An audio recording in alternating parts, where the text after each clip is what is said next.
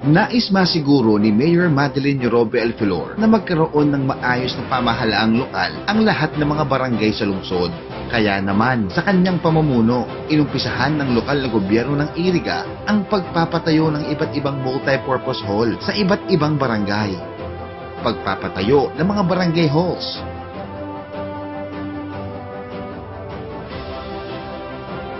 at pagpapatayo ng mga rice processing center sa ating mga kapatid na magsasaka sa iba't ibang barangay. Ginagawa na po ng Team Iriga at Team Madel ang ipinapangako ng iba.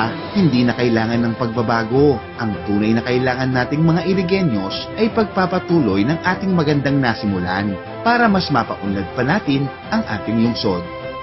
Mayor Madeline Yorobe Alfilor. Multi-awarded na. World class pa ang public service. Hashtag si Madel ang mayor ko.